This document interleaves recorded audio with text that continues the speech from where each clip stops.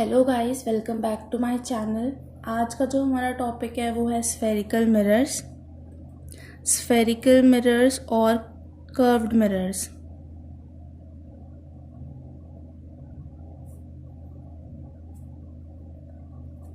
ठीक है, so start करते हैं। स्फेरिकल मिरर्स क्या होता है? मिरर्स जिनके रिफ्रैक्टिंग सरफेसेस कर्व्ड हों उन्हें हम क्या बोलते हैं? स्फेरिकल मिरर्स बोलते हैं। मिरर्स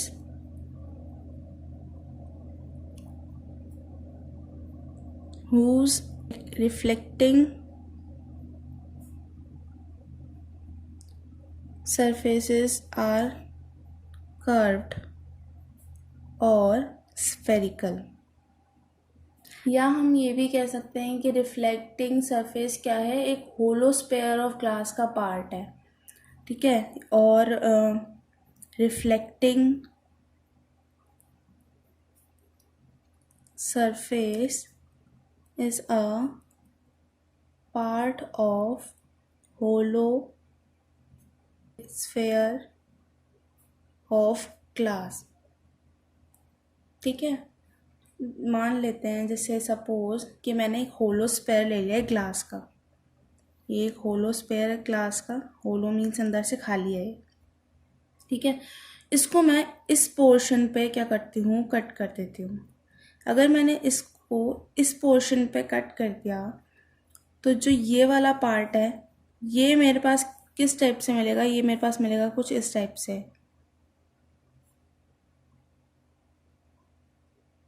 मिलेगा। तो हमने पढ़ा था कि सिल्वर पॉलिश करने से एक ग्लास जो है वो मिरर में कन्वर्ट हो जाता है। तो अगर मैं इस पर पॉलिशिंग कर दूं तो ये भी किसकी तरह बिहेव करेगा? अगर मैं इसमें पॉलिशिंग कर दूं तो किसकी तरह बिहेव करेगा? ये एक मिरर की तरह बिहेव करेगा, है ना। अब आता है type of spherical mirrors. Type of spherical mirrors.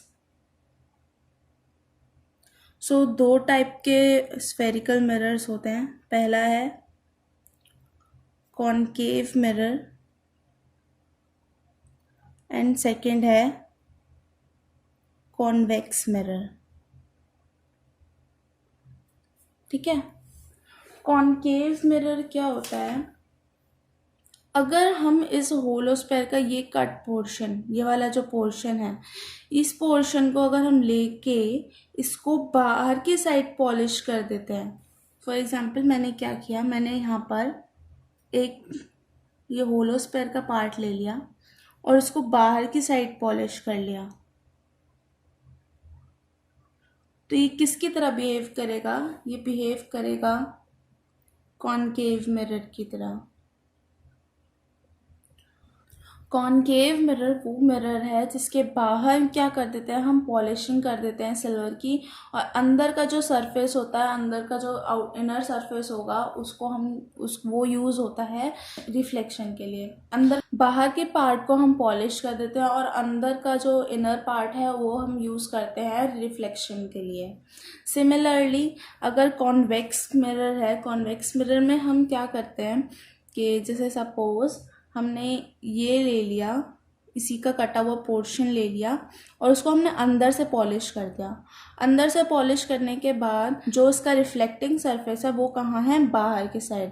तो बाहर की अंदर की साइड हमने क्या किया? पॉलिश।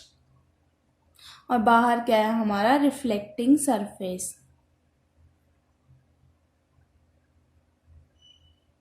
ठीक है, सो ये हमारे दो टाइप के मिरर्स थे। अब एक क्वेश्चन आता है दिमाग में कि हमें क्या ज़रूरत है ये पढ़ने की? हमारे पास मतलब नॉर्मल प्लेन मिरर्स भी तो हम पढ़ ही रहे हैं।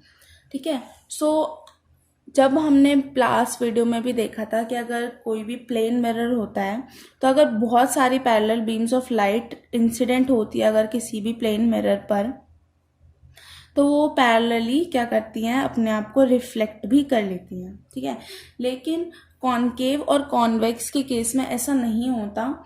हम कॉनकेव मिरर और कॉन्वेक्स मिरर को यूज़ करते हैं एज अ कन्वर्जिंग और डाइवर्जिंग मिरर के रूप में। ठीक है, सो कन्वर्जेंस और डाइवर्जेंस क्या होता है?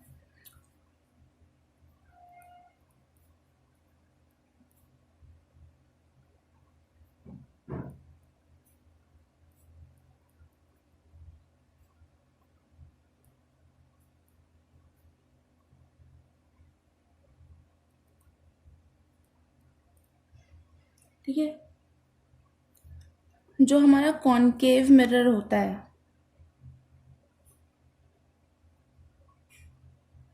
ये क्या होता है? कन्वर्जिंग मिरर बोलते हैं हम इसको।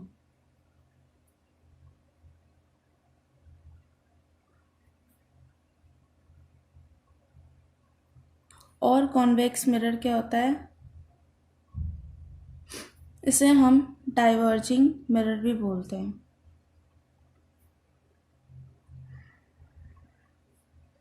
ठीक है, अगर बहुत सारी रेज हमारी एक ही पॉइंट पर मीट होती हुई दिख रही हैं, ठीक है, तो उसे हम क्या बोलेंगे? जैसे फॉर एग्जांपल यहाँ पे आई, यहाँ से गई, यहाँ पे एक ही पॉइंट पर मीट करती हुई दिख रही हैं बहुत सारी रेज, तो क्या ये इस पॉइंट पर ये क्या हो रही हैं? कन्वर्ज हो रही हैं।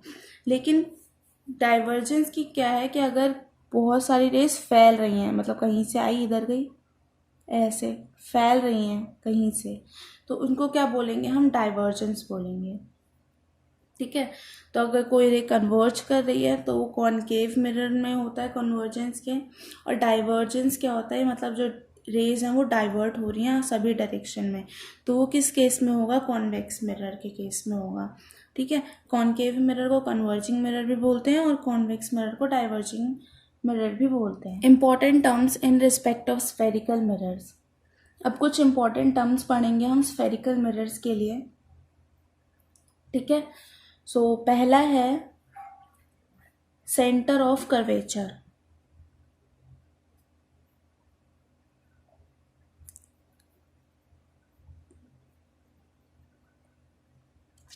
यहाँ पे पहला हम ले लेते कॉनकेव।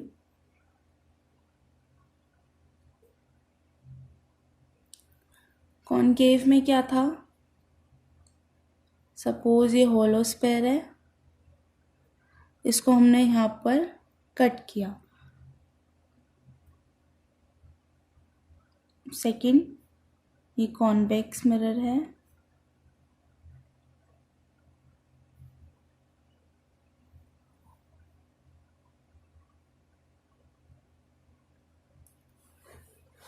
ठीक है। सो सेंटर ऑफ कर्वेचर के लिए कॉनकेव मिरर में हम क्या करते हैं? पॉलिश करते हैं हम बाहर की साइड, और कॉन्वेक्स मिरर में हम क्या करते हैं? पॉलिश करते हैं अंदर की साइड। सेंटर ऑफ कर्वेचर किसे बोलते हैं? ग्लास का वो पार्ट जिसको एक स्फेयर में से काटा गया है, वो स्फेयर के सेंटर का रेडियस, उसे हम क्या बोलते हैं? सेंटर ऑफ कर्वेचर बोलते हैं। अगर ये होलो स्फेयर है और इसका ये पोर्शन हमने कट कर लिया है, तो जो इसका सेंटर होगा वो हमारे क्या होगा? Centre of curvature. So glass के लिए ये क्या है? Centre of curvature.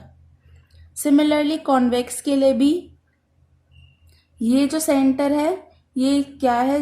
ग्लास से यहाँ तक के लिए centre of curvature. Centre of curvature क्या है? Radius of hollow sphere of glass।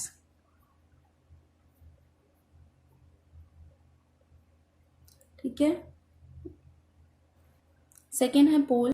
जो भी हमारा मिरर होगा, सपोज ये वाला मिरर है और ये वाला मिरर है, तो मिरर का जो एकदम सेंटर वाला पार्ट होगा, बिल्कुल सेंटर, इसे क्या बोलेंगे? हम पोल बोलेंगे। Centre part of mirror. ठीक, थर्ड है प्रिंसिपल एक्सिस।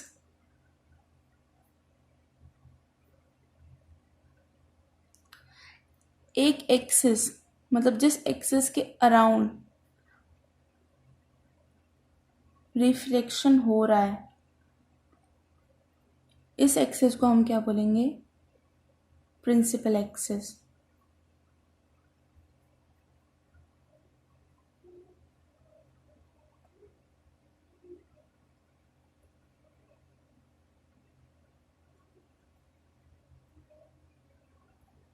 सी यहाँ पे हमारा सेंटर ऑफ कर्वेचर है। फोर्थ है फोकस। फोकस क्या होता है? फॉर एग्जांपल बहुत सारी जो लाइट रेज हैं वो कॉनकेव मिरर या कॉन्वेक्स मिरर पर फॉल हो रही हैं, तो आफ्टर रिफ्लेक्शन हमें वो क्या अपेयर्स टू मीट होती दिखेंगी एक पॉइंट पर। एक पॉइंट पर वो हमें दिखाई देंगी कि वो सारी कहाँ पे है, कन्वर्ज हो रही हैं। अब वो जो पॉइंट है, जिस पॉइंट पर वो कन्वर्ज हो रही हैं, उन्हें हम क्या बोलेंगे? फोकस बोलेंगे। ठीक है, अभी मैं सिर्फ बता देती हूँ आपको कि फोकस जो होता है वो सेंटर ऑफ कर्वेचर और जो पोल होता है उसका एग्जैक्टली हाफ होता है। तो ये वाला पोर्शन क्या होगा? यहाँ पर फोकस होगा।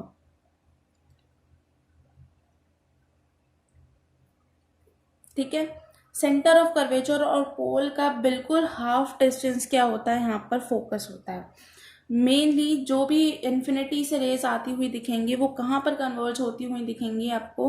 वो आपको कन्वर्ज होती हुई दिखेंगी फोकस के पास, फोकस पर ही कन्वर्ज होती दिखेंगी। फिफ्थ है फोकल लेंथ। फोकल लेंथ क्या होती है? पोल से एफ तक का डिस्टेंस, इसको हम बोलते हैं फोकल लेंथ। पोल से फोकस तक का डिस्टेंस, पोल से फोकस तक का डिस्टेंस क्या होता है? हमारा फोकल लेंथ होता है। और जो पोल से सेंटर ऑफ कर्वेचर का होता है उसको हम आर डिस्टेंस से डिनोट करते हैं, which is radius of curvature. Relation between focal length and radius of curvature.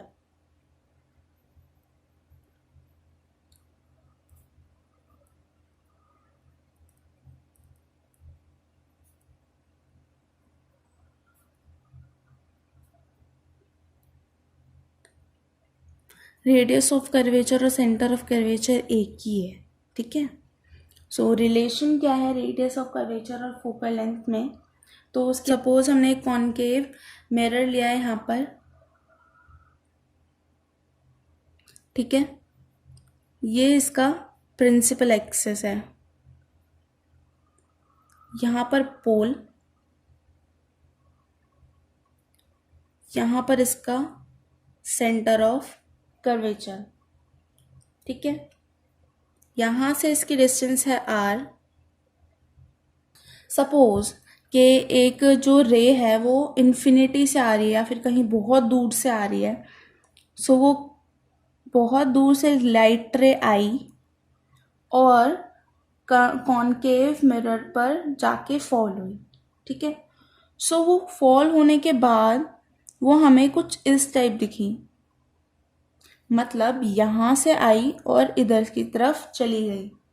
ठीक है, और सेंटर ऑफ कर्वेचर से उसने क्या बनाया? सेम एंगल बनाया। मतलब ये अगर आई एंगल से आई थी तो इस एंगल पर ये यहाँ पर रिफ्लेक्ट हो गई। ठीक है, तो जो ये पार्ट है इसको हम बोलते हैं एफ, यानी फोकस। ठीक है, और इसकी यहाँ से यहाँ तक लेंथ को हम बोलेंगे फोकल लेंथ। अब हम इसको नाम दे देते हैं, जैसे ए बी सी, ये एफ हो गया, मेनली हमने दे ही दिए। रिलेशन निकालने के लिए क्या करेंगे? हम यहाँ पर लॉ ऑफ रिफ्लेक्शन लगाएंगे। ठीक है, so according to law of reflection,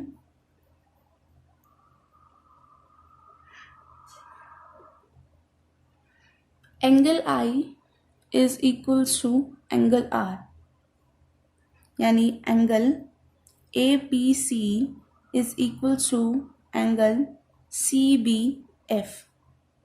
तो अगर ये एंगल आई है तो ये भी एंगल आई ही होगा रिफ्लेक्ट होने के बाद भी। अब देखो, अगर ये एंगल आई है सो ऑल्टरनेट एंगल्स के अकॉर्डिंग ये भी एंगल आई होगा, है ना? तो angle A B C is equals to angle B C P. और हम देखें इसी पोर्शन में तो हम ऐसे भी लिख सकते हैं कि angle F C B is equals to angle F B C, है ना? अगर ये वाला एंगल और ये वाला एंगल दोनों आई हैं तो हमें पता है कि ये क्या फॉर्म हो रहा है, ये एक आइसोसेलेस ट्राइंगल फॉर्म हो रहा है। सो उसके अकॉर्डिंग एफ और सी, बी और सी क्या होंगे, इक्वल्स होंगे। सो इसके अकॉर्डिंग बी एफ इक्वल होगा सी एफ के। अब जो बी है वो काफ़ी नियर है पी के, जो बी यहाँ पर है वो क्या है, ऑलमोस्ट पी पर ही है, ऑलमोस्ट पी वाले एक्सिस पर ही है। तो हम इसको कैसे लिख सकते हैं, पी सी है वो क्या है, F P plus C P है। एफ पी हमें पता है क्या है, आर है। एफ पी एफ क्या है हमारा यहाँ पर, एफ है। प्लस सी एफ भी हमें पता है, अगर ये इसके बराबर है, ये इसके बराबर है, तो ये भी एफ ही है। R is equals to 2F, तो R by 2 is equals to focal length. तो फोकल लेंथ और सेंटर ऑफ कर्वेचर में ये वाला रिलेशन है। Focal length is the half of the radius of curvature. Question में क्या दे रखा था कि अगर हमारा रेडियस ऑफ कर्वेचर जो है वो 20 सेंटीमीटर है तो फाइंड करो फोकल लेंथ। सो इस रिलेशन से हम फोकल लेंथ निकाल सकते हैं। फोकल लेंथ क्या होता है, radius by 2, radius of curvature by 2, कितना दे रखा हमें 20 सेंटीमीटर बाय 2। सो जो फोकल लेंथ हमारी क्या हो गई 10 सेंटीमीटर। ठीक है, आज का टॉपिक यहीं तक था। नेक्स्ट वीडियो में हम आगे पढ़ेंगे। तब तक टाटा बाय बाय और चैनल को सब्सक्राइब कर देना।